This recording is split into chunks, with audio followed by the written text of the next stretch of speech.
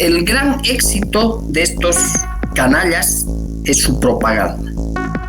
Ellos son capaces de hacer ver lo que no hay y de tapar lo que hay. Y en eso tienen algunos aventajados en Bolivia.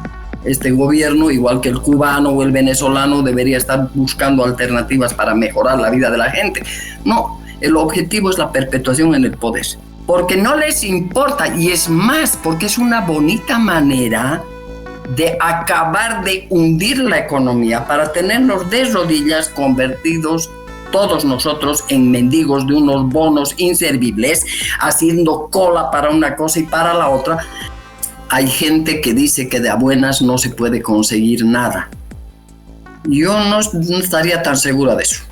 Al final de cuentas, cuando cayó el muro de Berlín, que yo he sabido no hubieron muchos enfrentamientos ni tampoco muertos, eso se cayó ya no de maduro sino de podrido, ¿no? Entonces probablemente podría suceder algo así. ¿Cuál es mi punto, querido Cacho? Hay que tomar el poder para cambiar las cosas.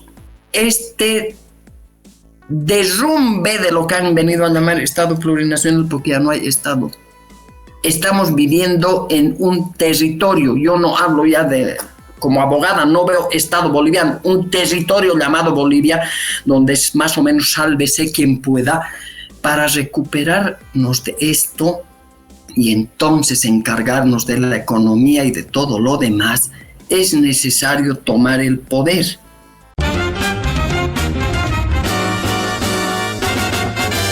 Esto es Cabildeo Digital.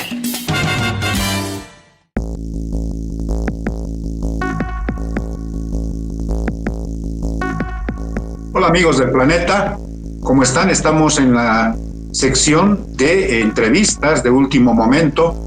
Hoy hemos decidido conversar con Gisela Dervik, una investigadora, una pensadora boliviana, oriunda de Potosí. Ella ha sido prefecta del departamento de Potosí en la gestión, en la presidencia de Carlos Mesa. Es muy conocedora de la realidad boliviana, pero ha decidido también conocer, investigar la realidad de Cuba y ha hecho un estudio últimamente sobre el estado actual, de la situación actual de Cuba en términos de derechos humanos, de economía, de justicia. Así que vamos a conversar con ella sobre estos tópicos. Estamos también, como siempre, con mi compañera querida Amalia Pando para hacer esta entrevista. Amalia Pando, ¿cómo estás? ¿Cómo estás, Gisela? Y arranquemos contigo, Amalia, con la primera pregunta. Hola, Cacho. Bienvenida, Gisela. Un abrazo cordial. Bueno, Cuba, recuerdo que años atrás había una movilización muy grande de apoyo a la revolución cubana y uno de los argumentos esenciales fue que la revolución había dado al pueblo cubano salud y educación, una salud gratuita, masiva, una educación obligatoria, gratuita, y reflejo de eso eran los médicos cubanos, reflejo de eso era el éxito que tenían los jóvenes en las olimpiadas. En fin, la revolución había valido la pena, pues había salud, educación, deportes, un bienestar no opulento, pero generalizado. ¿Cuál es la situación ahora, 65 años después del triunfo de la Revolución Cubana? A ver, lo que tú dices es cierto y corresponde a la etapa en la cual la Unión Soviética y sus aliados se hacen cargo del patrocinio, del auspicio y de la ayuda del proceso llamado revolucionario cubano, en el que sucede todo lo que tú has manifestado.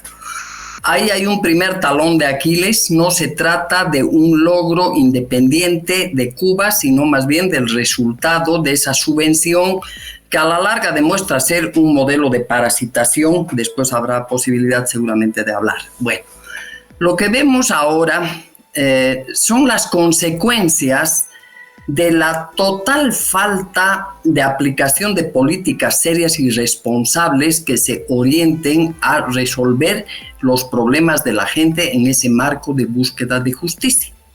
Entonces, en el estudio que yo hago, lo que queda en evidencia es que la parte de la promesa revolucionaria que se cumple es la eliminación de las libertades y los derechos individuales, porque ese es el precio que se debía pagar en la teoría para esta justicia, y no se cumple la tal justicia.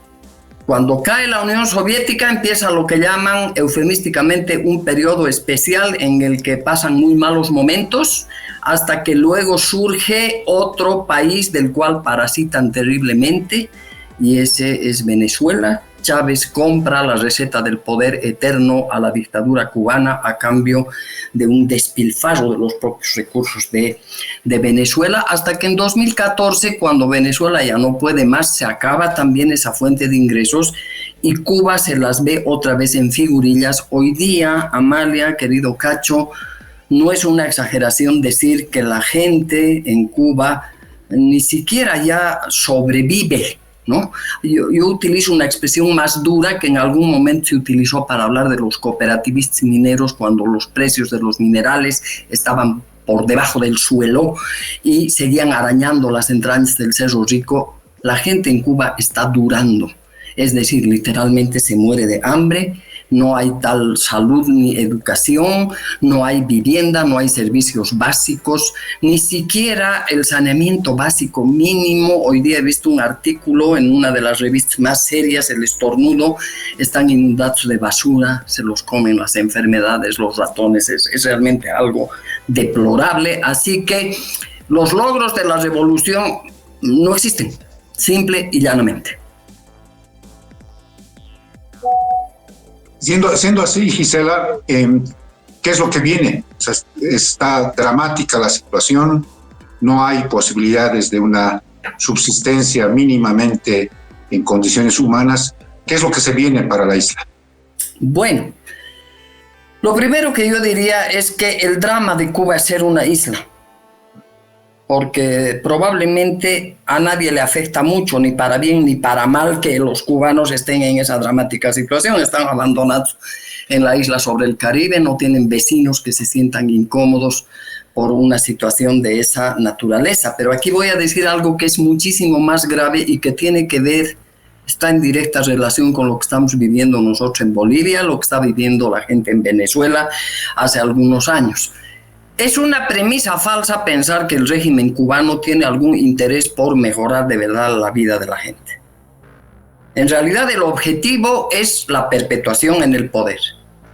Y para la perpetuación en el poder, una de las condiciones necesarias y básicas es el hundimiento de la gente en la miseria, porque es en esa situación que la gente puede ser oprimida más fácilmente. Esto que estoy diciendo puede sonar muy raro, pero esa es la verdad. En el caso de Bolivia, cuando los periodistas preguntan a los economistas ¿y qué hay que hacer para salir de la crisis? Estamos tan mal. Se está partiendo de una premisa lógica, ¿no? Este gobierno, igual que el cubano o el venezolano, debería estar buscando alternativas para mejorar la vida de la gente. No, el objetivo es la perpetuación en el poder. Y en Cuba eso se ha manifestado claramente. Hoy mismo la situación tiende a hundirse, pero políticamente no parece haber un riesgo para el régimen porque la gente está más preocupada de que haya llegado el pollo de las granjas norteamericanas, de las granjas de Kentucky, que es lo único que pueden comer, y que le toque a una pata a cada uno a ver si tiene esa suerte o no. Y bueno, digamos que lo otro queda postergado porque no tienen ni la fuerza necesaria, ni la organización necesaria, ni el liderazgo necesario para enfrentarlo de otra manera. Así que lo que se viene, yo creo que es la catástrofe para ellos, seres humanos en crisis humanitaria brutal, y para nosotros también, porque esta pequeña isla con esa cúpula decidida a eternizarse en el poder, y lo está logrando ya hace 65 años, además tiene planes de expansión y tiene estrategias de expansión. Todo lo que ha podido obtener como recursos, sea de la parasitación de la Unión Soviética o de Venezuela, o de las fuentes, digamos, inmorales que hoy día le proveen recursos, como este asunto de los médicos que ha mencionado Amalia, ¿no? Es casi un sistema de tráfico y trata de personas por el cual 12.000 millones de dólares al año capta la dictadura cubana. Y las remesas de lo que llaman ellos los gusanos, que son los que escapan y se van al frente, se van al imperio para romperse el lomo trabajando, que llegan a un promedio de 4.000, 5.000 millones de dólares, no son aplicados para la solución de los problemas que le afectan a la gente, sino para el despliegue de una red brutal que garantiza su expansión y que contiene, entre otros elementos, la contratación y el pago de personas y de servicios de inteligencia y de espionaje del servicio de infiltración. Yo creo que no somos inocentones, no nos podemos olvidar, con el pretexto de misiones humanitarias, ellos han entrado a los países que han querido, siendo un escenario de vulneración brutal de los derechos humanos, y me gustaría hablar de eso luego. Han tenido un asiento en el Comité de Derechos Humanos de las Naciones Unidas. Eso cuesta dinero, ¿no? Entonces, fíjense, a mí me parece que haríamos muy bien, al hablar de Cuba y al hablar de estos regímenes totalitarios, comenzar a entender que la premisa lógica nuestra de que un gobierno tiene como primer interés mejorar la vida de la gente no es la premisa de ellos. Ellos solo quieren estar en el poder. Entonces, vean, es una cosa perversa que me lleva a esa afirmación. Gisela, uno de los problemas de la economía cubana, viven de los médicos, tú lo has dicho, pero vivían del turismo, ¿no?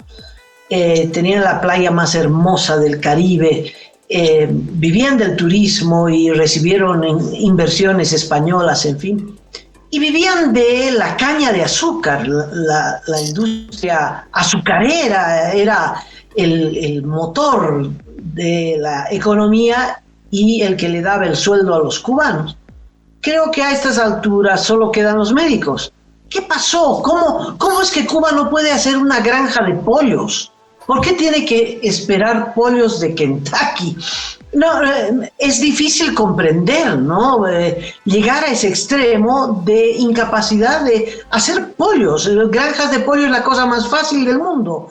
¿Y por qué no mantuvieron la industria del azúcar? Podían hacer biodiesel y resolver el problema de los carburantes. En fin, lo único que tienen hoy es apagones y los ingresos de los médicos.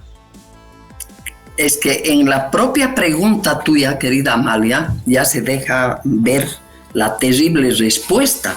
Quién sabe, habrá que remontarse un poco o bastante más atrás para decir que en 1959, si bien en Cuba había, como en cualquier país del mundo, problemas, no había una situación de miseria como se nos ha contado. Yo he quedado sorprendida al hacer el estudio de que no era así. Por el contrario, Cuba aparecía como uno de los países con mejores auspicios económicos en materia de telecomunicaciones, de servicios y de diferentes cosas. Pero llega el régimen castrista y hace lo que saben hacer, pues todos conocemos el cuento del rey Midas, ¿no? Pues con esta gente es al revés. El rey Midas todo lo que tocaba lo volvía oro. Yo diría que estos son unos reyes Midas que todo lo que tocan lo vuelven polvo. Y eso fue lo que sucedió. Es increíble, esa industria azucarera ha colapsado. Hoy día importan el azúcar. Es bueno saber que los cubanos en esa isla no comen pescado ni comen frutos de mar. Es delito pescar. Es bueno saber que también es un delito derribar, transportar, comercializar y comer carne de vaca, porque un día al dueño de la isla, al señor Fidel Castro, se le ocurrió que había que hacer no sé qué experimentos con el ganado vacuno y chao, no hubo más ganado vacuno. Y en materia agropecuaria aplicaron un proceso de despojo de la tierra para una repartición a pequeñas cooperativas que están sometidas a una entidad que tiene un nombre muy interesante, se llama acopio. Esta pobre gente, todo lo que produce lo tiene que entregar a acopio, pero acopio es una entidad burocrática seguramente manejada por unos señores que no sé si tienen buenas intenciones, pero mucha capacidad no tiene, que deja que se pudran las cosechas, las cosas. que al final ha derivado en una debacle del sector agropecuario. Y esto tiene que ver, querida Amalia, con la pregunta que hacías respecto del turismo. Hoy día Cuba tiene que importar verduras, hortalizas y frutas para los hoteles que han abierto en unas sociedades mixtas en las cuales los militares son socios de grandes inversores, especialmente europeos y muchos de ellos españoles. Pero ya el negocio ha dejado de ser negocio porque, claro, les sale demasiado caro importar aquello que podían ellos haber producido. ¿Pero por qué pasa eso? Por la misma razón que hoy día en Bolivia tenemos un señor sentado en esa grandísima casa del pueblo, en esa silla tan ambicionada por tantos, que con el desparpajo más grande frente a la debacle de las empresas del Estado nos anuncia muy feliz que van a abrir otras 100 empresas del Estado.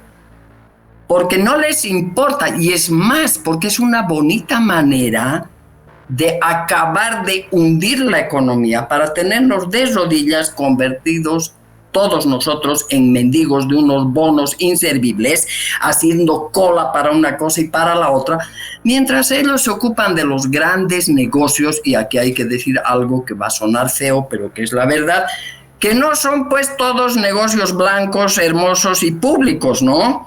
Hay una buena parte de negocios en aquello que se llama la economía canalla, y ahí también está involucrada la dictadura de Cuba, y está la de Maduro, y está todo este esquema dictatorial, porque hoy día sabemos que el fenómeno totalitario ha incorporado como uno de sus componentes al crimen organizado transnacional. Entonces, esa es la explicación de por qué todo el aparato productivo cubano entró en una crisis de la que no se va a poder reponer. Es parte de esa estrategia. Así que, digamos que no hay dónde perderse, ¿no? Es así de dramático. Un artículo de la BBC señala que hay como 375 movilizaciones al mes, no nacionales, pero protestas porque no hay luz, porque por la cola, porque se acabó la última pata del pollo, etcétera, etcétera, etcétera. Pero hay movilizaciones, a pesar de lo ocurrido en ese julio glorioso de hace 2 años ya, ¿no? Del 2021, sí, van a ser ya 3 años ya. Sí. Y que terminó con las cárceles llenas, ¿no? Más de 1,000 personas detenidas, en fin. 1,133 a la fecha, 30 niños y más de 60 mujeres. Sí. Bueno, ese es un asunto que vale la pena también mencionar. ¿Cómo contienen la furia popular, la bronca popular, natural? Bueno, el terror a través de un aparato de represión brutal que no solamente involucra organismos del Estado, sino también lo que llaman ellos las organizaciones de masas, que además tiene una red que ocupa el territorio hasta el punto de que en cada vivienda hay un comisario político que es el que sabe con quién comiste, qué dijiste, de dónde veniste, si llevabas una bolsa o llevabas 2. Ese aparato represivo está alerta y funciona. No en vano Cuba se ha ganado un nombre terrible y es el nombre de Isla Prisión. Un dato interesante es que su extensión territorial es más chiquita que la de mi departamento, que la de Potosí. Tienen 109.600 y tantos kilómetros cuadrados. Tienen una población que a día de hoy seguramente ha debido mermar en unos 2 millones, pero hablaremos del dato oficial, 11 millones, se parece al dato nuestro. Y sin embargo, hay discusión respecto al número de prisiones. Las apreciaciones más modestas hablan de 200 cárceles, de 200 prisiones en esa pequeña isla. Y las más maximistas, digamos, hablan de más de 300. Nos quedaremos con 200 cárceles, es una barbaridad. Y una población de presos comunes, muchos de los cuales no han cometido delitos, porque se puede meter a la cárcel allá sin que la gente cometa delitos, sin juicio ni nada, que está alrededor de los 100.000. En Bolivia, el último dato que yo consulté hace un tiempo era de más o menos 37.000 presos, ¿no? Imagínense 100.000 presos, es una isla presión, hay un aparato brutal de represión. Pero claro, este dato de que hay estallidos desarticulados, espontáneos, ya por la sobrevivencia, muestra que más está puliendo ese instinto de conservación que el propio terror, aunque sin resultados políticos efectivos, porque salen y los muelen a palos literalmente y los encierran en cárceles donde la tortura es una práctica cotidiana, es impune y claro, la gente grita, la gente reclama, vence el miedo, pero es reprimida ferozmente. Y esto nos debería llamar también a la reflexión, porque de lo que se trata es de que esas manifestaciones de descontento y esas protestas en algún momento tendrían que ser parte de una articulación mayor, que en el caso de Cuba no es posible por el partido único, por el control del pensamiento, por el que no hay prensa libre, porque todos los que hacen prensa independiente a través de sus celulares, gracias a la conexión tardía del Internet que se produjo en el año 2018, o están en las cárceles o están en el exilio. Pero digamos, de todas maneras algo se mueve porque es para ponerse a pensar. No hubiera habido un Espartaco, ¿no? Si no tuviéramos la semilla de libertad sembrada. Pero cuánto auspicio positivo puede tener este reclamo de los cubanos es difícil saberlo. Su condición de insularidad es terrible, pero quién sabe, ¿no? Quién sabe lo que pueda suceder si el proceso electoral venezolano, que está ya muy cerca, al menos en cuanto victoria electoral refleja lo que estamos mirando a través de las noticias, y es que en el peor de los casos la gente de 20 Venezuela duplica en votos al dictador Maduro. Tal vez esto y el estado de alerta de ciertos países que ya se han manifestado pueda contribuir a revertir un poco esta dramática situación. Elizabeth Burgos, a quien hemos entrevistado hace un par de meses, caracterizaba esta situación como el totalitarismo constitucional, o sea que se hacen cosas, se somete a la gente con leyes, con constituciones, como si todo fuese, digamos, tuviese una especie de ropaje institucional, pero en el fondo es una dictadura que está oculta detrás de estas leyes, de estas constituciones. ¿Cómo desarmar ese esquema, Gisela, en tu criterio? ¿Cómo se puede darle la vuelta y liberarnos de una vez de todo ese régimen que ha caracterizado muy bien Elizabeth Burgos? Bueno, yo como abogada tengo una idea un poco distinta respecto de esto, ¿no? Desde mi punto de vista no hay un totalitarismo constitucional. El origen de la Constitución está vinculado a las limitaciones del poder. Es muy interesante ese proceso alimentado en la Ilustración en el siglo XVIII. Oye, vamos a poner freno al abuso de los monarcas. El poder no puede ser ilimitado. Muy bien, ¿cómo lo vamos a hacer? Pues vamos a inventarnos una cosa que le vamos a llamar Estado, pero le vamos a poner unos límites brutales a su poder para garantizar nuestros derechos. ¿Y dónde lo vamos a hacer? En una Constitución. Una Constitución que no establece esos límites no es Constitución. Y en Cuba, esta es una sorpresita, fíjense ustedes, yo he quedado así impresionada de mi propia negligencia cuando empiezo este estudio. Me vengo a enterar que hasta el año 1976 no hubo Constitución. Y el año 1976 le dicen a Cuba, oye, ¿quieres ser parte de los organismos internacionales? Tienes que tener Constitución. ¿Y qué hace? Traduce la Constitución de Stalin al castellano y la pone en vigencia. Y luego pasan muchas cosas y el simpático presidente Obama da unos pasos para acercarse a Cuba, y esto alegra mucho a Fidel, que no quiere mostrarlo, entonces le cede el lugar a Raúl y le dice, hazte cargo tú de esta parte. Y parece que va a haber un hermanamiento con el odiado imperialismo norteamericano. Entonces Obama va a la isla y lanza un par de sugerencias. Una de ellas la han cumplido: vamos a poner internet en el celular de la gente. Sin esa medida no había 11 de julio de 2021, no había Movimiento San Isidro, unos jóvenes, unos mulatos hermosos que le cantan a la patria, a la vida, a la libertad, a los periodistas independientes. Ese ya es un camino sin retorno. Pero ¿qué hacen con la Constitución cuando Obama les dice, es que está muy caduca su constitución. Arman un monstruo. No es admisible, pues, una constitución que reconozca en un artículo que quien tiene las decisiones por encima de todo es el Partido Comunista. La constitución está subordinada al propio Partido Comunista. No es admisible una constitución que establezca que el modelo socialista no puede ser cambiado nunca. Declaran intangible ese modelo. Qué interesante, querida Amalia, querido Cacho, los que se llaman revolucionarios acabaron siendo los más radicales conservadores. Entonces, no es una constitución, por supuesto, no está seguida de una modificación de disposiciones legales, siguen con el viejo ordenamiento penal. ¿Qué es lo que se necesita para revertir eso? Es una pregunta difícil. Hay gente que dice que de a buenas no se puede conseguir nada. Yo no estaría tan segura de eso.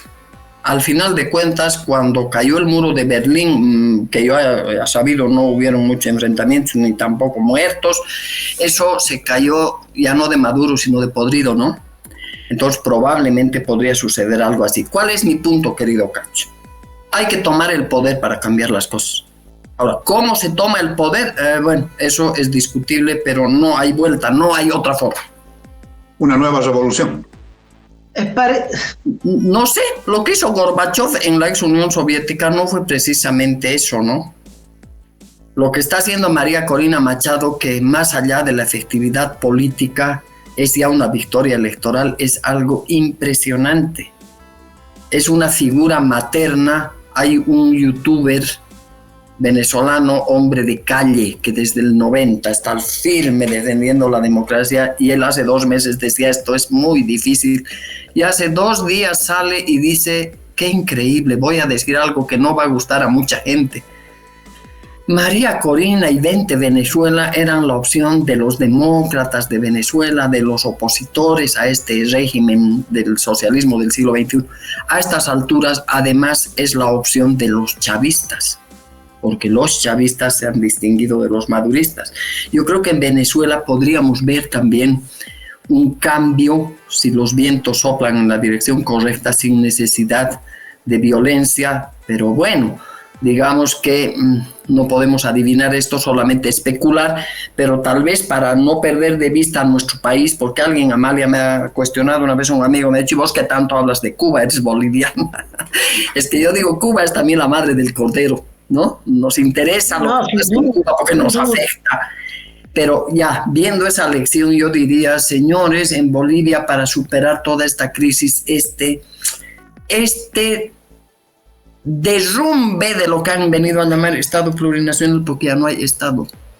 Estamos viviendo en un territorio, yo no hablo ya de, como abogada, no veo Estado boliviano, un territorio llamado Bolivia, donde es más o menos sálvese quien pueda, para recuperarnos de esto y entonces encargarnos de la economía y de todo lo demás, es necesario tomar el poder.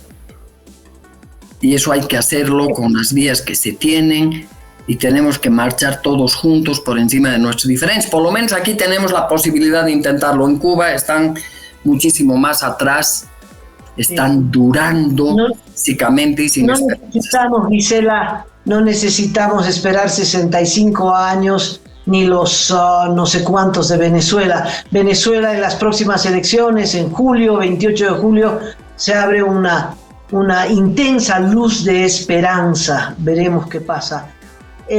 Cuba está hundida en un desastre económico de una magnitud que no tiene salida, salvo que Putin les dé la mano como lo hiciera la Unión Soviética y entonces salga a flote, por lo menos tengan gasolina y algo de diésel para los motores de energía eléctrica, ¿no?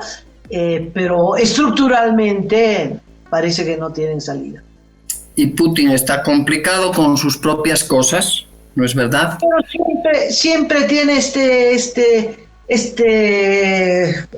diríamos, este brazo imperial, ¿no? De poder salvar a sus socios. Viste que le ha mandado 3 buques de guerra. Cuba tiene una posición estratégica extraordinaria. Pero en fin, llegamos ya a la parte final. Gisela, agradeciéndote profundamente esta reflexión que es extraordinaria en estos días en los que tenemos que pensar abriendo la cabeza a estas realidades que son el norte del gobierno y que tendrían que ser el norte de la oposición, para ver cómo es que tenemos que actuar, cómo tenemos que salvar al país y salvarnos nosotros de ese destino inevitable que es el desastre económico, como lo has descrito en Cuba, que es para llorar, echarse a llorar, pero a gritos.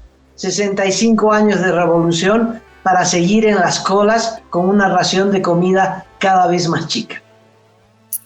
Es verdad, ya estamos cerrando. A mí me gustaría hacerlo con una nueva referencia a nuestro contexto. Cuando tú me hiciste la primera pregunta, te referiste implícitamente a algo que yo quiero destacar.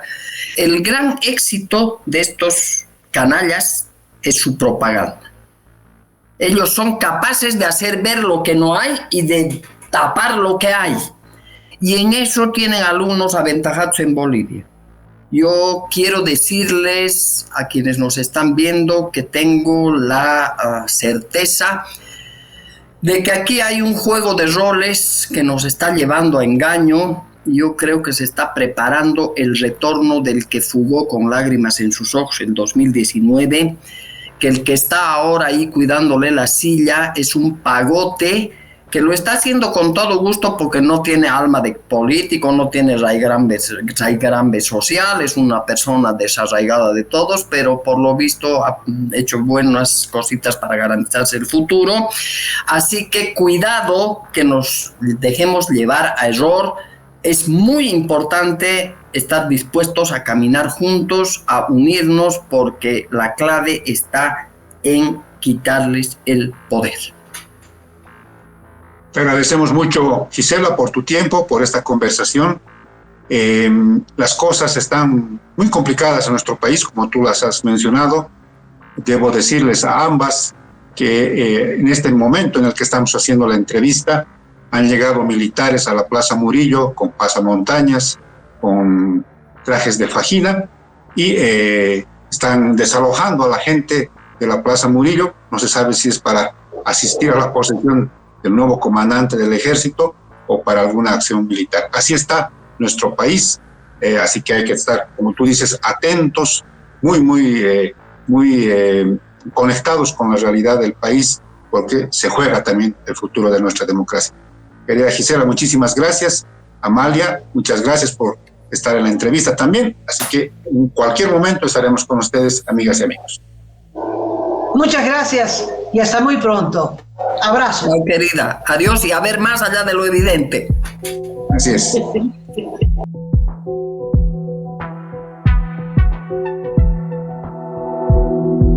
Aporta a Cabildeo Digital y apoya al periodismo independiente.